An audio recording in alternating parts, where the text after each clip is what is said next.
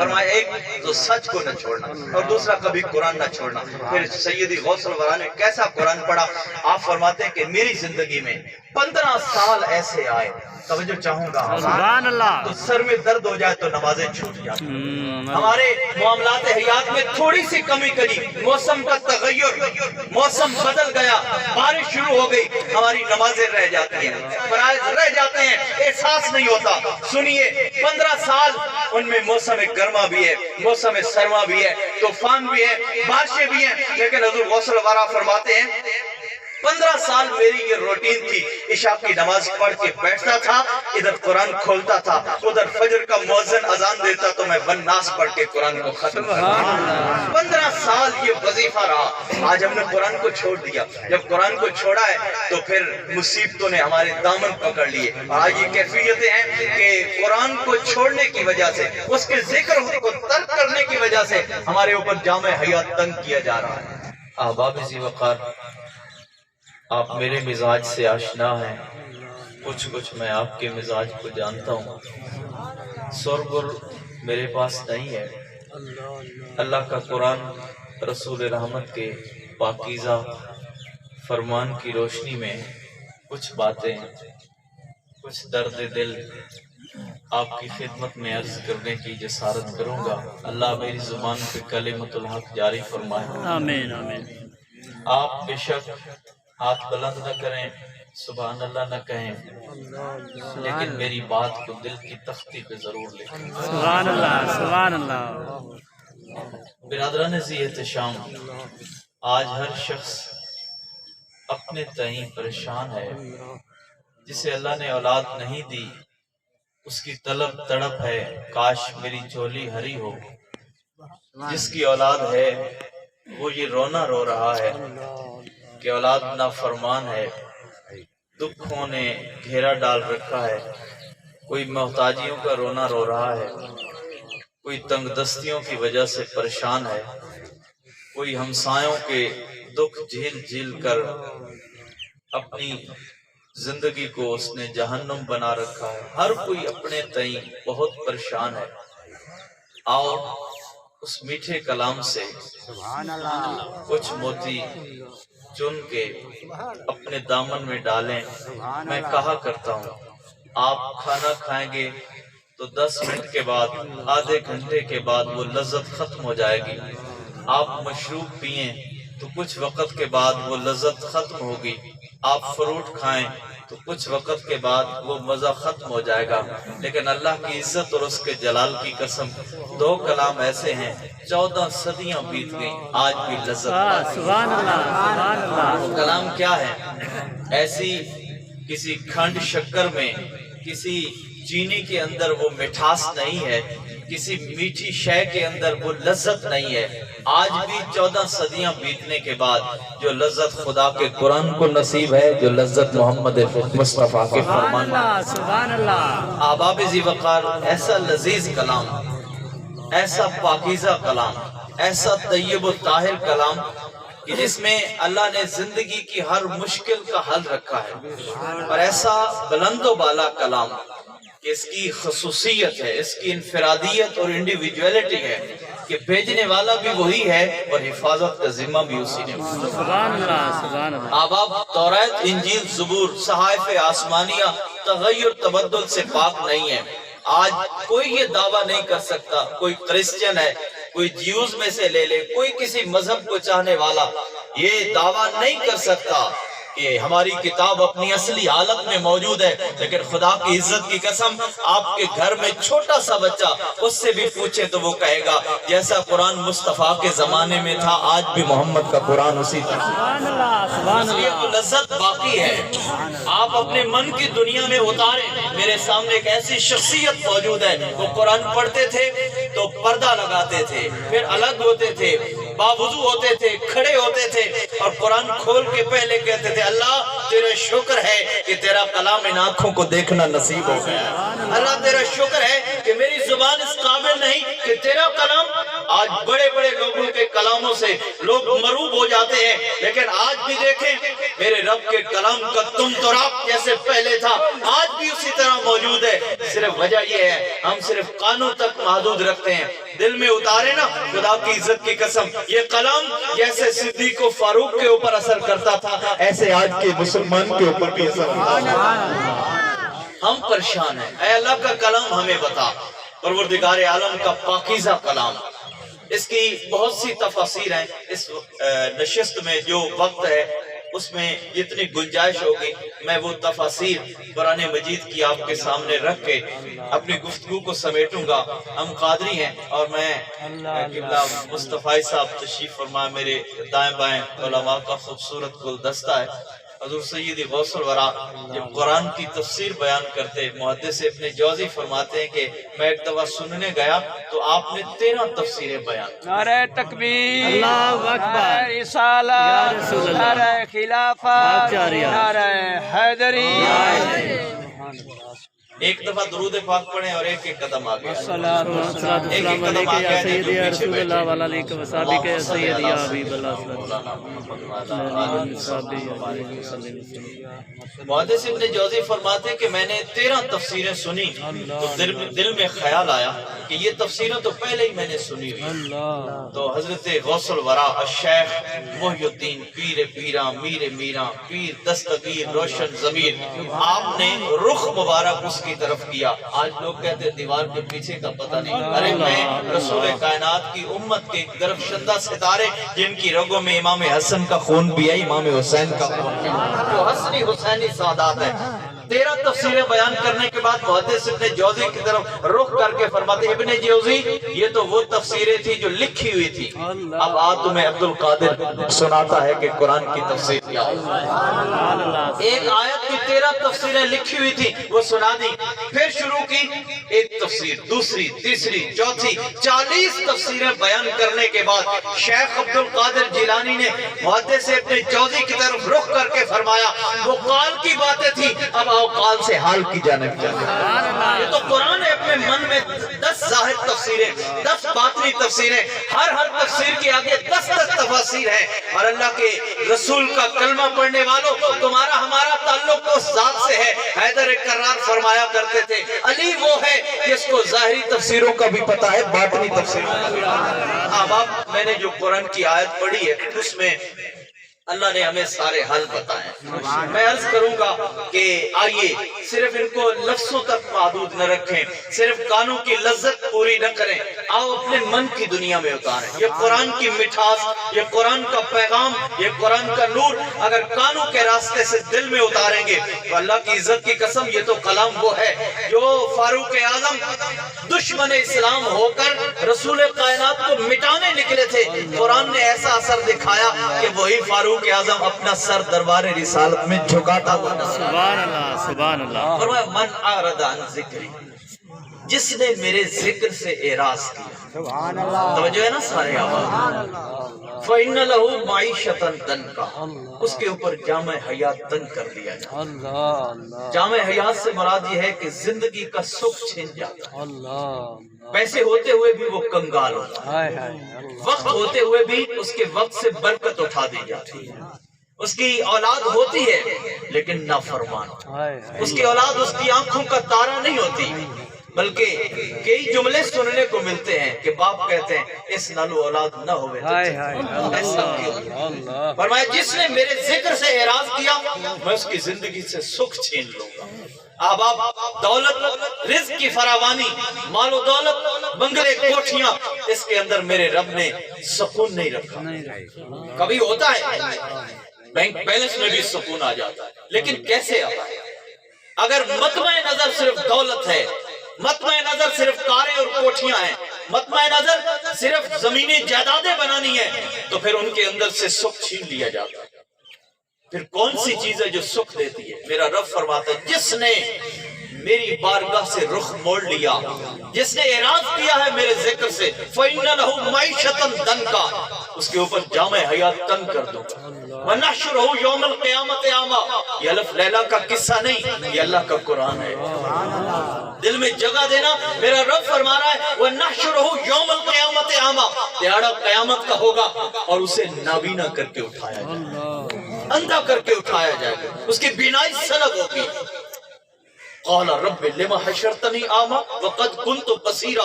वो अर्ज करेगा मालिक मुझे तूने नाबीना करके उठाया, हालांकि मैं दुनिया में देखता था, मेरी आंखें सलामत थी, लेकिन तूने मुझे इस वक्त में आके मुझे नाबीना कर दिया।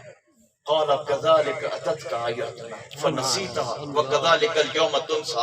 अल्लाह फरमाएगा तूने मुझे बुलाया था, आज मैंने तुझे तूने मुझे भुलाया था, तूने मेरे जिक्र से एराज किया था, तूने मेरी जात से मुख मोड़ा था, तूने मुझे भुलाकर किसी और को अपना बना लिया था। वो दिल जो मैंने अपने लिए बनाया था, वो दिल जो हुजरे खुदा था, कुलूबुल मोमिनीना अर्शुल्लाह ताला।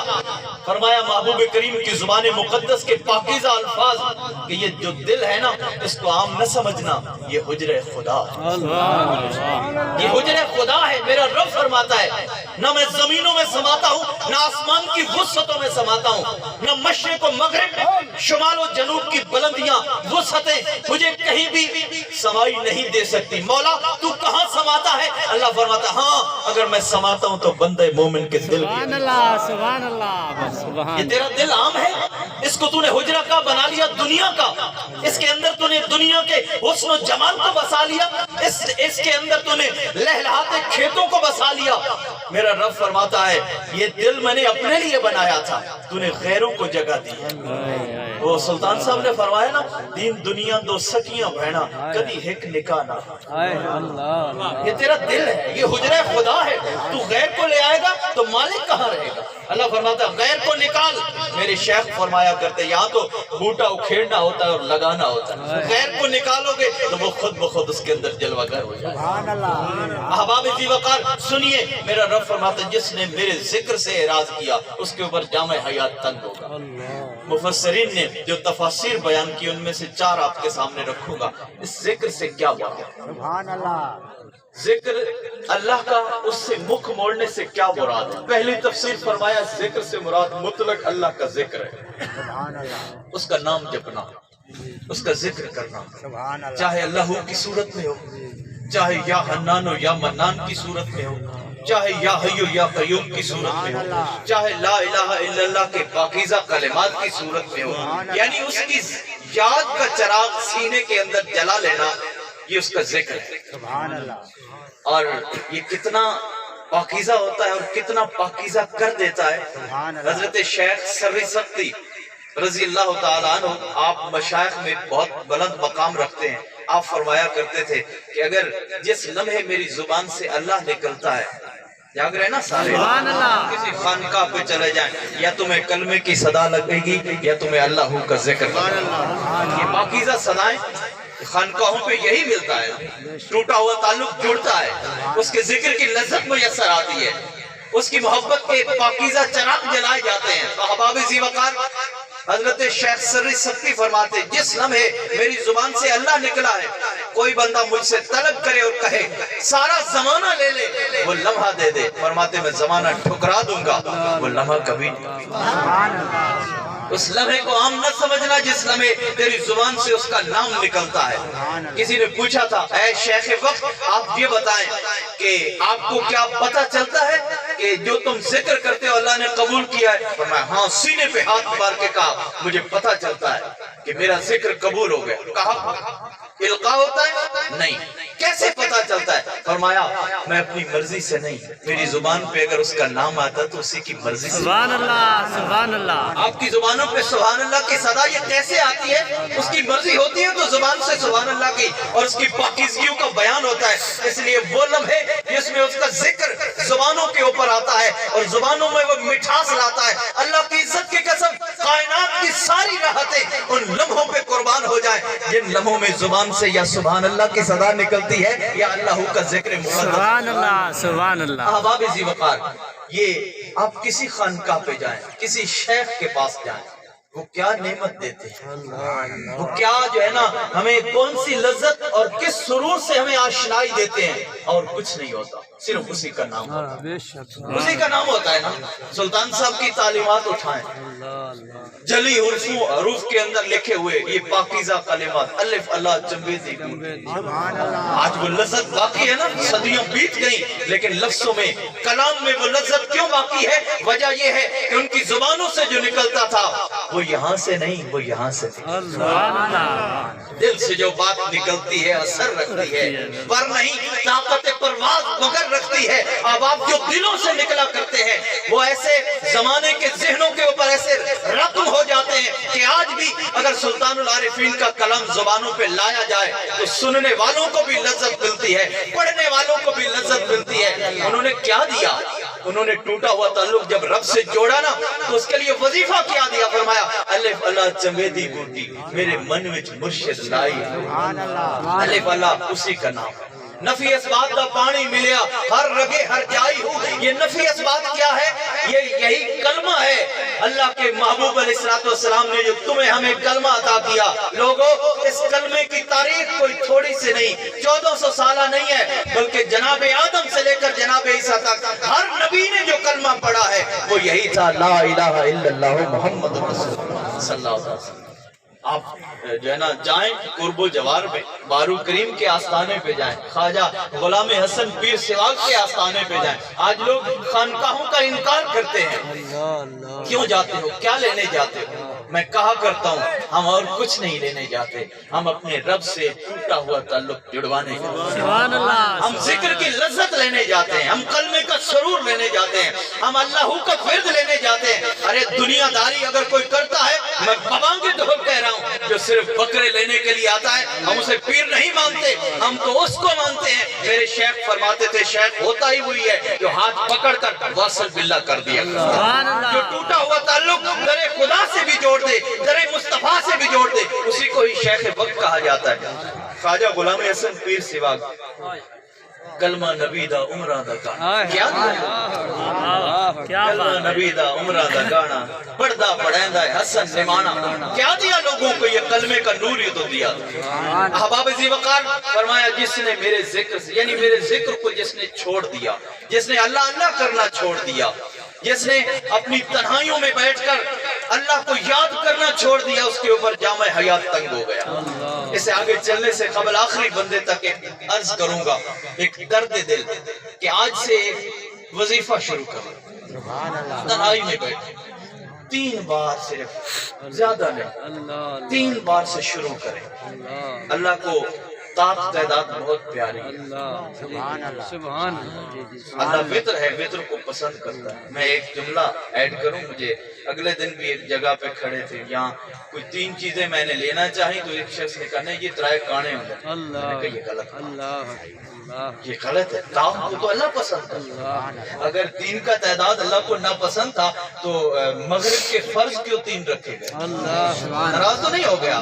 کسی نے ایسے جملہ اڑا دیا ہے، کسی نے اپنی خواصت کا اظہار کیا ہوگا، حقیقت یہی ہے، اللہ طاقت تعداد کو پسند کرتا ہے۔ اب شروع کریں، پھر 5، پھر 7، پھر 9، پھر 11، کتنی بار؟ 3 بار صرف دل سے آنکھیں بند کر اس کو یاد کریں، سبحان اللہ، اس کو یاد کریں۔ کیسے یاد کریں؟ کبھی نماز ختم ہو، ہم تو انتظار میں ہوتے ہیں، امام صاحب نے کہا لا الہ الا اللہ محمد رسول اللہ، ابھی تک ہاتھ پھرے نہیں ہوتے، دوڑ کے جاتے ہیں اور جا کے جوتی کو ہاتھ لگایا، فوراً جاتا۔